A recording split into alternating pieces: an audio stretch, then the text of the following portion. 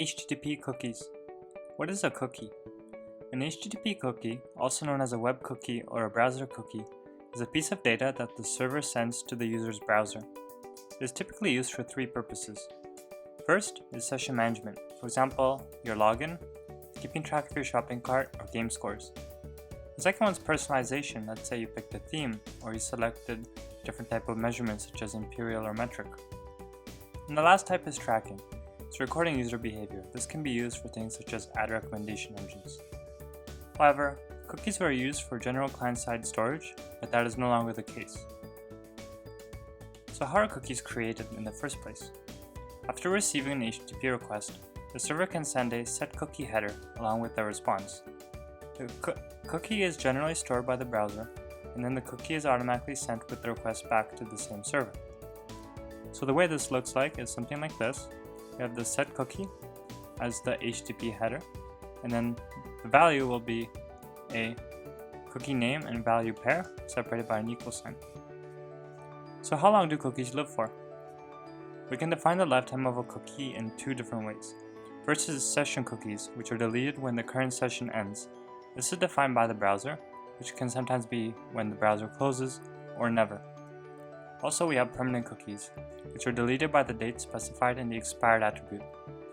Or, it can be after a period of time specified by the max age attribute, which is available in all browsers after Internet Explorer 8. So here's an example. So in this example, I have my setCookie with cookie name ID is equal to A3FWA. And here we specified the expires with the Greenwich Mean Time. And we can also use the following in seconds, which is the max age is equal to 123. One thing to keep note of is that this is relative to the time on the client, not on the server, so you need to keep track of things such as, or keep in mind things such as clock skew. So can anyone access my cookie? So HTTP actually comes with several mechanisms to secure cookies so they aren't accessed by unintending parties. This one is secure, so this would obligate the user to only send the cookies over HTTPS connections, which prevents man-in-the-middle attacks. For HTTP only, cookies that have HTTP only cannot be accessed via the JavaScript API, document.cookies. This prevents cross-site scripting attacks. So here we have an example of actually applying those different HTTP mechanisms.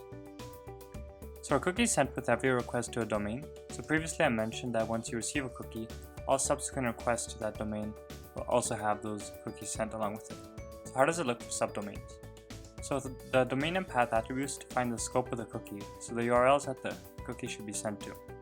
In the domain attribute, I can specify which host should receive the cookie. If I don't specify, it includes the original host that sent the cookie, but doesn't include subdomains. If I specify a specific domain, then all subdomains are included in that whitelist. Now for the path attribute, I can also indicate a URL path that must exist in the requested URL in order to send the cookie header. So you can also have subpaths and they're included as valid. So /docs, then /docs/web is also valid.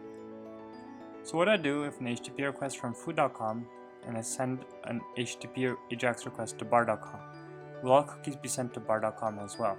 And the answer is maybe. So recall from a previous video that we had this concept of CSRF, cross-site resource forgery. So someone would do an HTTP request to another origin and then the cookies would be attached. So we have this concept of a first-party cookie and a third-party cookie, where the first-party cookie is a cookie which matches the domain that you're currently on, while a third-party cookie does not. So in same-site cookies, we have this attribute that can declare if a cookie should be restricted to the first-party or same-site context. So we have three different options. We have strict, which is the cookie is only sent to the same site as the one that originated it.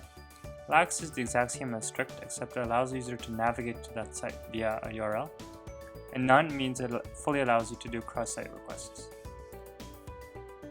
So what about creating cookies programmatically?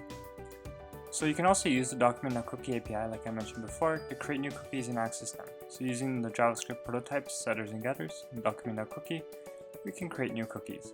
But recall, if we have HTTP only flag set, then we can't properly use JavaScript API. Thank you very much for watching and subscribe for new videos every Friday at 12 PM Eastern. See you all next week.